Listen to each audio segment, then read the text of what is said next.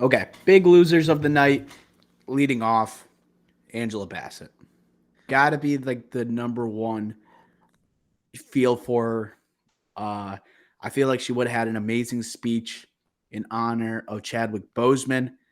It feels like almost felt like a loss for Chadwick Boseman, right? He lost the posthumous award to Anthony Hopkins a few years back. Now there's another opportunity for like someone to call attention to Chadwick Boseman from obviously from his most famous role as Black Panther.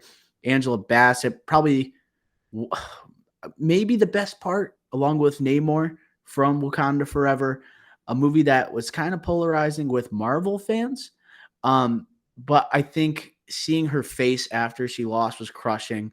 And then seeing the moment with Michael B. Jordan and Jonathan Majors coming to the stage, and then Michael B. Jordan saying, "We love you, Auntie," saying like, "We know you should have won."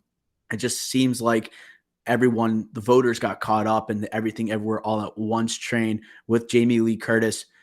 That was the oddest selection alongside like Woman Talking for me, where it's Jamie Lee Curtis. Like people are arguing Stephanie Sue was an even better performer. It's not necessarily a legacy win for Jamie Lee Curtis because she's not really recognized as like, oh, someone who's been nominated so many times and it's now her moment. That's not what I was feeling. Um, what was your thoughts on Angela Bassett losing to Jamie Lee Curtis? That was a tough one. That was early on in the night. Like, this was a close race. Like, you could say everyone besides Hung Chao had a chance to win this. Kerry Condon, I think we both agreed there that should win. No offense to Angela Bassett, we're talking about, but like, she wasn't gonna win. It came down really to Jamie Lee, Angela Bassett here, and I just I still can't believe this happened. Again, the sad correlation makes sense, but it felt, I don't know. I just felt like Wakanda Forever is gonna be like get a win here. Yes, it did win later in the night.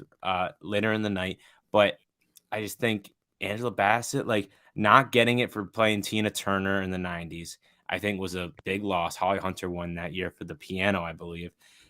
I think this was like, all right, let's just right this wrong. Legacy Oscars, you're due. It was more Especially, for her to be a legacy Oscar. yeah, and it didn't happen. And how many black women or black people won last night? Like none, except the one for Wakanda Forever. I felt like That's gonna again, look bad looking back in history, and like yeah, the not only it's like a female category, but you have a black woman who was a favorite for most of the awards season until this late surge. Like when and I look at everything everywhere all at once. What was even Jamie Lee Curtis's Oscar moment in that movie? Like what? Like when you usually play that one scene, instead they did like a montage type of thing for each nominee. There's not like you have multiple you can call upon with Angela Bassett in Wakanda Forever. And it would have made us look good too, because like I predicted like Angela Bassett might win an Oscar. And I said she was at least going to get a, even dating back to that trailer, it seemed like she was the greatest performer there. And like that big speech she has, like to Okoye in Wakanda Forever, is an incredibly impactful moment. there's Um, multiple. There's I multiple. Right just in the beginning of the movie, in that like courtroom type scene. She I dies in the movie. It's She just like, dies. Like yes, there's so many, and legacy Oscars again, like honoring the Oscars. But Jamie Lee, like that role. No offense to her, I think I like Jamie Lee Curtis a lot, but like I think she's a joking. lot of people could have played that role, and I Yeah, think that was more of like a joke role, yeah. but it She won was an a. It Oscar. was like a bit. It was like a Yeah, bit. You know, it's like maybe like they're honoring. Like she didn't. She did a little bit of kung fu there. You know, it was kind of unorthodox. WWE. The very fun role. You know, um, but she shouldn't have won. It wasn't good enough to be. I don't even think she should have been You could nominated, you could dude. say she was literally out of these five. Like if I had to personally rank these five, she would easily be last. Yeah. I would have Hung Chao up. Like I love Hung Chao in the Whale. I honestly would have Stephanie Sue fourth, and then it would be a battle for third and second with Kerry Condon first, probably. Like I don't know, but like Angela Bassett not winning, I'm just in complete shock still, and it doesn't look good. And I think we're gonna look back at this and be like, yeah, that doesn't look good. My stock in the future is on like on the rise. Someone who I think is gonna win an Oscar at some point is Hong Chow. Yeah. Yeah, like Yeah, she definitely. is electric in everything she's in, and she has intrigue about her. And I was saying, we were tweeting through the Oscars, like she'll look like she's 50 years old in The Whale, but then like I'll see her in the crowd, she looks like she's 30, right? She's like it's almost like she has like a look about her where it's like I don't even know how to read her. I think that's something like unique regarding Hong Good Chow. for an actress. Yeah, You can play that's a lot of different roles that way. right. And I like honestly, that is a strength there. But yeah, Angela Bassett definitely the biggest loser on the night. And also let's talk about the strikeouts here. The ones that were nominated for numerous Oscars in major categories and went home empty-handed. Elvis, Baz Luhrmann, right? Austin Butler and company strike out after numerous nominations. Banshees of Inisherin, no wins, which is kind of shocking. Tar also 0 wins. Fableman's 0 wins. These are movies from auteurs McDonough, Todd Field, Steven Spielberg. This is like older Hollywood that's kind of getting pushed to the side for the new kids on the block. To me, it is gonna look bad. This is where I'm starting to think like Everything Everywhere All at Once. Is it going to age well? Right? It is like a unique movie. It's silly, it's absurd, but also it's beating out some of the greatest directors in recent Hollywood history. I think that also is going to lend to people looking down upon the sweep that was Everything Yeah, Everywhere. and they kept saying like the Daniels every time they were up there. This is only our second film, and like I love that. Like I love how like so much success they're getting so early, and how innovative and creative they are. But like to like a Baz Luhrmann, Martin McDonough, Todd Field, Steven Spielberg, for you to be saying that and beating them Yeah. repeatedly throughout the night, that's like they're probably getting pissed. I Especially can Martin only McDonagh. imagine what was going through Steven Spielberg's mind during that. It's just like, dude, like who do you think you are? Like I don't know. I didn't feel for Steven Spielberg, except that Jimmy Kimmel bit, because he's just such a winner. And I all this back half of this year, Bardo, Armageddon Time, Fabelman's, the self indulgence of these movies, I'm kind of over with now. But like a Martin McDonough and a Todd Field, I feel for them. I don't think they showed Martin McDonough once last night. Was he No, there? I don't think they did either. Yeah, I It's think either he that. wasn't there or they didn't show him. They showed Todd Field multiple times. He looked like he wasn't having a good time because he knew he was going to go 0 for 6 for the night, and he still was there. He had the But hat too. He was yeah, rocking that hat. I don't think he but like he was wanted to be. He tipping it was like, down so you couldn't see his face. yeah, he was like hiding himself a little bit. He doesn't want to be there. And he hasn't had a movie that's been in the Oscar conversation in over a decade. So it's like kind of weird. Like he just We doesn't could want lose him. We could lose him as a filmmaker. He might not do another film for a long time after this. or he just doesn't want to make one and then campaign. It'll be like just on its own trying to last. Just kind of like what Tar was. It was just like this great movie, this great return from Todd Field, an amazing performance from Kate Blanchett, contemporary type of movie that feels so grounded, feels so real. And that's what like Todd Field brings to the table. But like I feel like he's not going to care as much about the Oscars if they're not willing to reward him, And like the thing with or that shine. with Tar too, why like I hate how it didn't get any recognition is that this isn't like a biopic of like an Yeah. old like the 70s Lydia Tar. Like Like he this is conceived of he this character. yeah, it was an original it was an original screenplay and in modern times, and he incorporated modern times so well. And it's honestly the probably like on paper, like like my favorite movie is Everything Everywhere. Um, but Tar is like we're gonna be looking back and be like, this was a masterpiece, and we just let this slide and without any recognition, especially Kate Blanchett. She's not a loser because she's already won it twice, 8-time nominee, but like she should have won. This might have been her best work. Like Just to get nothing. it's Like to get crazy. nothing, right? Empty-handed. It's nuts. Another loser here, Babylon. Uh Mm. Babylon, not only because it doesn't win for best uh was it set design? Is that what it Production was? design, Production score. design and score. Score should have won. Production design, I would have liked it to win too because it does such an incredible job. Like it's like what the Academy has liked in recent history with like the making of movies and them showing the making of movies, all the different types of sets and the transformation So over time. cool. It was very cool. But also the Jimmy Kimmel joke talking about how much money that Babylon lost. I thought was like everyone give a ooh afterwards. Like, man, like there's a lot of people who worked really hard on that movie. There's a presence at the Oscars, and you're talking about how unsuccessful it was at the box office. I thought that was kind of a low blow just Mhm. because like you're meant to honor these type of movies that are being nominated and you're kind of crapping all over it.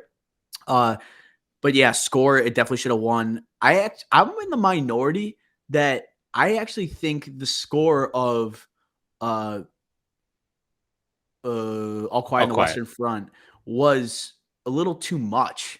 You know, I like a lot of people were loving it. They think that it made the movie. I think it was more the performances that made the movie and like how they approached like a war movie in this day and age or from the loser perspective. I thought that was an excellent adaptation. I thought that should have won best adapted. I thought it should have ran away with it. Um, Agreed.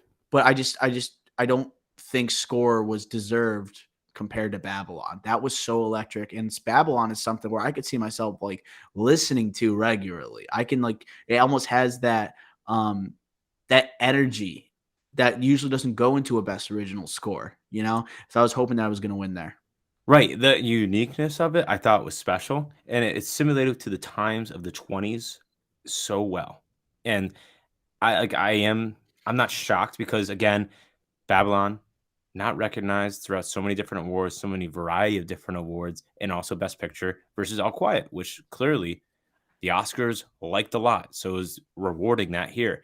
In my personal opinion, I do think Babylon not winning production design is also like a slap in the face to movies a little bit. But for Jimmy Kimmel to say that,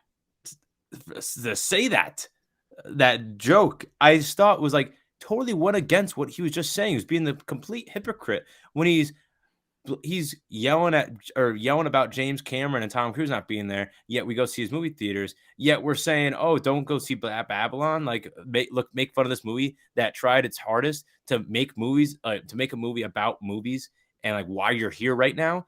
Like, I thought that was just so disrespectful and Like that ridiculous. is like an Oscar. That's like the thing about like Oscar movies that are in theaters rather than streaming. You want to like promote people to go see it, not say Yes, like, "Wow, what a failure that was." Like to me, that's a bad look. yeah, like imagine if that was nominated for Best Picture. Would he make that joke? I don't think so. But we talked about how Babylon, like, arguably wasn't well, it was in the Best Picture conversation. Probably should have been in the Best Picture top 10, maybe. I don't know. Like, I won't say that, but I just was absolutely flabbergasted by that comment. I thought that was so hypocritical from the entire monologue he was giving and throughout the night, where everyone was talking about movie theaters, and he just says that comment. I thought was just obscene. Yeah. But I also just say that real quick on the All But it's Quiet it's gonna. I think Babylon's gonna last longer or have more staying power, or it's gonna be remembered more than a lot of these other movies. Though I I will do say that agree. I do agree with that. Babylon, I think, is gonna have that streaming life, you know, compared to these other flicks. Yeah, I also just say two quick comments. One with the All Quiet comment. I'm on the other end of you with that. I think it was a great score. I just think that if it was in a movie theater, it would have been Way accepted better. better than like what from people like you. I just think that that would have been such a I'm huge definitely in help the for that. I'm definitely in the minority there. Like if But that deep like in a movie theater with this visuals, like I think that would have worked so much better than on your computer screen. And I forget Batman should have won. that's oh my god, you jumped on me. You jumped on me. My second point was gonna be the Batman. I think people are gonna look at this night and say the Batman was a loser. I forgot to say this was a winner for me for the night. The I think, Batman. yeah, the Batman was, and you know why?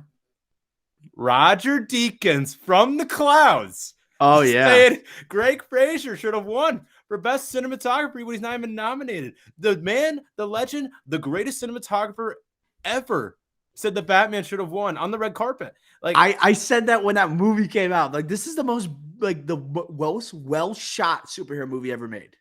and it didn't even get nominated versus like all these other movies that get nominated. Like, it's ridiculous. And also, just by the way, the Batman visual effects, like score, Sound should sound, have won. yeah, like easily. But we knew it wasn't. Like, we knew it I wasn't. was praying it was gonna be like what we talk about with Dune and like how like it was like All Quiet was like this The year's like Batman out Dune. of the I thought the Batman like should have been like all these technical categories, and I think people just like they don't want to they don't want to put Batman in the spotlight because it I mean, already dominates everything else. They want to be like I'm over Batman, but like no, Batman's inevitable, the bro. problem now going into the second Batman is that it's not going to be as unique. Like Dune and All Quiet, like All Quiet's not going to have a sequel, but Dune, um, that's going to have the sequel this year. Will it get nominated for all those technicals again? Maybe not because there's going to be other movies in contention, and also because it's not going to be as unique because we've already seen it. So are they going to just give the same awards again to the same movie? I don't think so. That's what hurts with the Batman. It's like this was the time for it to win all those technicals. Will it win those technicals for the Batman 2? Probably not, and that kind of sucks. But the makeup with The Colin mm, Farrell and it loses to Brendan Fraser, who's more digital than he is physical. I'm just like, what? Come made on. no sense. Like I'd Like rather you give it to Elvis. yeah, just like to me, it's like that was also one of the one that people kind of swept under the rug as like that's kind of blasphemous how that won. But like that's where like once again, like the effort level on the Batman and it's getting in these technical categories, it's not just a VFX Marvel movie. You know, there was actual effort put into how this Right. movie was shot, and the attention to detail And is different than any other superhero movie. It just but like pisses that me off. People just like kind of once again, it's like the superhero bias or the superhero like roll your eyes type of thing. But like the Batman was different, but like completely that's why different. I don't understand like for Avatar, the like Avatar 1. And you could say the same thing for The Way of Water because it did win a visual effects when it created a whole new technology. But like that got nominated because it was so unique and everything. And like of course, I'm not trying to compare the Batman to Avatar 2009 and what effects it had on the movie theater industry. But I do think that it's similar where you have to like praise these type of movies because they're changing the game. And I just think that James Cameron, his name and weight behind that name is just so big, which is like a Matt Reeves or Greg Fraser, where they're not there yet. Like everyone knows them and they consider them great. Greg Fraser might be the best cinematographer on the planet right now. I think he is. Well, I mean, like in form, I would say. Like he's having the great like streak right now.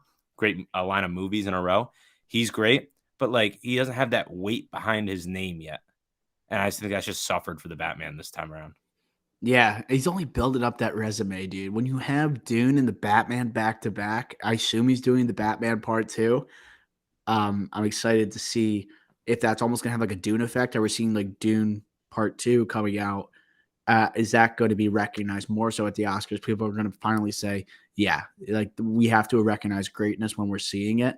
Um, yeah, and it's just like I think the Batman. It's tough because like people think of the Oscars, they think like Batman's done enough where it's like the Dark Knight expanded the Best Picture category. That's where it's like okay, like we've honored it in that regard. We don't need to like in an age of originality that we're looking for and uniqueness. We just honored everything everywhere all at once. They're not going to give a bunch of awards to the Batman. That'd be kind of like going against. Their objective, right? These voters' objectives. Another loser on the night, Colin Farrell. We talked about him. Okay, seemed crushed. I think this was his first nomination, though, right? He's been a part of some great movies. His filmography has been pristine over the last decade, but I believe this was his first It was. nomination. I would not be shocked if he wins an Oscar eventually. This isn't like a legacy Oscar that would have been for him. I think he's still relatively young. I think he just keeps on the same path. He's gonna get there, you know? And we were right when it came to like the moment that they called out during the montage, but when they announced him where it says like maybe you were never nice. He's talking to Brendan Gleeson, like you're not a good guy, stuff like that. Um, I thought that was an that I he was great. I thought him and Brendan Gleeson were great. I was thinking about Brendan Gleeson more and more, and like he was pretty damn good in that movie too. I thought that whole cast as an ensemble was better than Everything Everywhere All at Once. Uh, was it Screen Actors that they do best cast, best ensemble, BAFTA. BAFTA? Oh, Like best ensemble. Sorry. That's the SAG. SAG. Okay, so I thought best ensemble, I would have gone with the Banshees of Inisherin. I thought everyone like was firing all cylinders there. Barry Keoghan was the second place finisher to Ki Kwan, in my opinion. Uh, I can't wait to see what he's going to be doing in the near future. Talk about the Batman Part Two potentially, or even other Batman projects. He just seems like such an exciting actor, and the Irish maybe down bad right now, but I think the future holds something bright for them. Right, right. Yeah, I think Colin Farrell, like he's got a couple TV shows coming with the Penguin, and then he's doing another one. He's getting an Emmy, I bet. Yeah, he's got to. So With that Tony might be a Soprano Kickstarter. influence that character. Yeah, you saw those stills. Yeah, let's go, the Penguin. But yeah, he's not in a lot of movies coming up because he's got the Penguin, and again, like he's got a busy 2023 already with these TV shows. So it's gonna be 2024 and beyond for him. He's only 46 years old, so he still has time. He still looks great. Like if you said His he was, prime. yeah, like I think this is like, all right, his coming out year of like, yeah, I'm one of the best actors in Hollywood. I'm not just very good looking and a movie star. I'm actually a really good actor. This was that year. So He's good like for being him. recognized. Yeah. Yeah, exactly. So good for him. Sucks, but you know what? This is only your first time around. Hopefully next time you get the win. Yeah. I mean, I can't wait to see the Penguin, dude. I think like if they put the same type of, and like Robert Pattinson apparently has been on set for the Penguin as well. So we're gonna get probably Batman in the Penguin series. People were nervous, like, oh my gosh, like TV show, are you gonna have like the big players still there? If our Pat's showing up, I'll be there. Will Smith, as the last loser of the night, just not there. Obviously banned from the Oscar. Was it 10 years? I think 10-year 10 ban. years.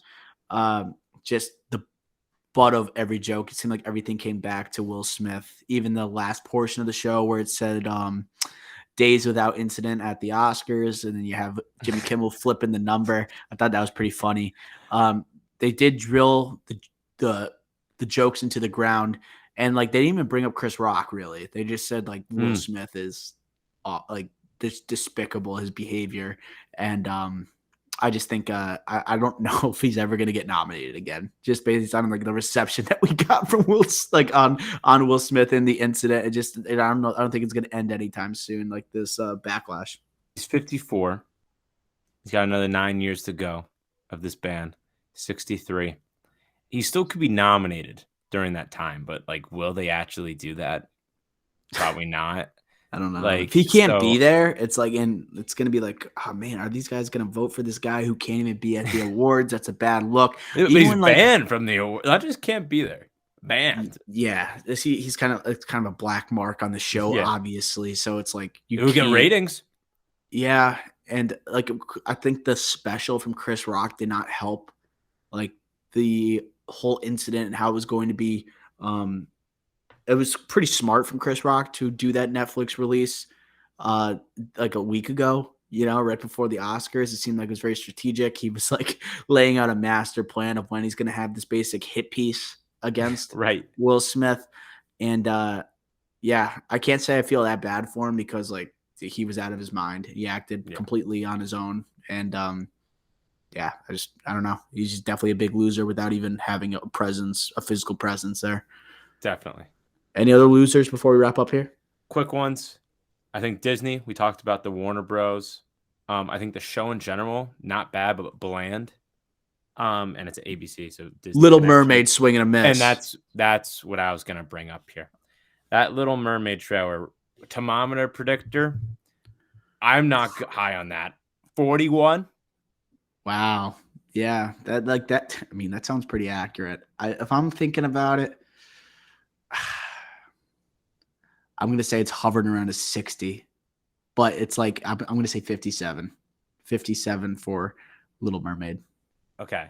But so yeah, you don't think it looked good?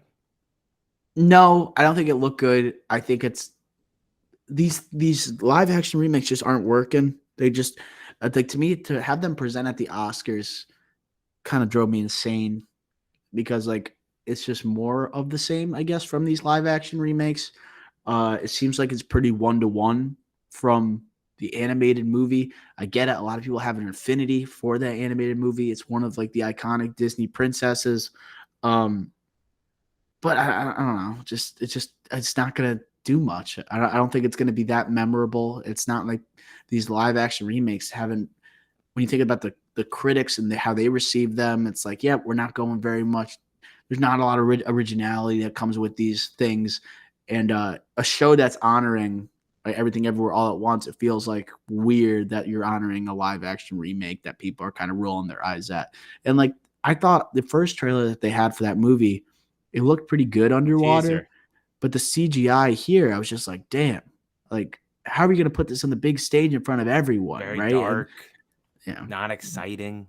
What do you think, like, going through the mind of like Steven Spielberg as he's watching that? He's just like, damn, like, or what's going through like the minds of like auteurs? Like, imagine like Todd Field sitting there watching like like Little Oh my Mermaid God. No, live action trailer, and get he's ready for probably this. like, this is what's wrong with like the Oscars. No. You know who's probably thinking of something? Guillermo del Toro. Like, Mm. look what he did with Pinocchio versus what Zemeckis was doing with Pinocchio this past year. He's like, oh, I did something different. And he's looking at that like, Another winner, GD2. Oh, yeah. And to start the Oscars, animation and cinema. I love that guy. I should have said nothing else. Like, animation and cinema, and just walked off. I'm like, yeah, that's what we want. That's another winner. Two more. One quick one. I'll do the quick one first. When they panned to Andrew Garfield saying, like, and Spider-Man's here and nobody knew, like, I felt terrible. Oh, dude, I felt like that they set him up, though. That's like the Spider-Man 3 moment. Like, Spider-Man 1, Spider-Man 2, Spider-Man 3. Bad for him. Even after No Way Home, he's got that. I felt terrible. Last one. But he's the most successful actor out of all the Spider-Men. Like, the most talented actor who's ever played Spider-Man. Like, easily. obviously, Tobey Maguire is like kind of having a resurgence here. He's back in the limelight. Babylon, we talk about. But then Tom Holland, yeah, he's like the MCU Spider-Man. But Andrew Garfield, his filmography is pretty damn good. Like, he doesn't really miss, dude. So, yeah. Yeah, he's amazing. Okay, and then my last one, it's actually a big problem. And this goes back to Disney. The memoriam section. I thought it was good. Lenny Kravitz, good. But they missed people. The Triangle of Sadness girl. Charles Dean. Like, they missed a Best Picture lead actress that died. That's insane how you missed that. They missed Paul Sorvino. Oh, man, yeah. How do you miss Paul Sorvino when you have Ray Liotta? You could have just done back-to-back Goodfella clips. Paulie Walnuts, do you think he should have been recognized there? He's been using Goodfellas. I had that listed down. I think, yes. Sopranos, major show. Tom Sizemore. Oh, man, just happened. Tom Sizemore. Someone couldn't make a quick edit to that. Like, Tom Sizemore that's a big one. I think, and there was more, but those are like the big ones that audience here would know. Like, terrible. I think John Travolta was good. That was such a tear-jerky moment when he said hopelessly devoted. I'm like, oh my God. Yeah. Like he was crying. I'm like, holy crap. And I think that's another thing that the Oscars is missing. It's just so teleprompted and like skitty, like a lot of skits, like scripted. Yeah, it's just too scripted a lot. The Cocaine Bear thing, everything. I think that was like one of those like genuine like crap. Like, we got someone directly connected with this. Like, those are the moments we look forward to. And like, I know it's a sad moment, and I know like we don't want to see anyone when they're down, but like John Travolta, like Olivia Newton-John, like you knew what out was coming. And like, and I'm not trying to root him to fail, but I was like, here comes the tears. And like, I kind of want to see like that devotion, and like movies mean something, that those relationships that you build, like things like that, it just like, it really like has an effect on an audience member similar to a movie. And that's what we're trying to watch. Entertainment. This is a show, an entertainment show. And I think that end of the day, like they went back to the old way here. Didn't care about the runtime. Okay. But there's still a lot of improvement to do. But I'm just here. I'm happy to hear from you that, hey, the ratings were up by 2 million, 12% or whatever you said. That's fantastic. Yeah. The same night of The Last of Us too. And The Last of Us has been an absolute monster. It's averaging more of a Sunday night viewership than House of the Dragon even was. Like, that show is an absolute beast. And I'm sure we're going to talk about it on next episode, do a little bit of recap of the finale, what to expect in season 2 and beyond. Looks like we're getting more than just 2 seasons of The Last of Us. So that's going to do it for our winners and losers of the 95th Academy Awards.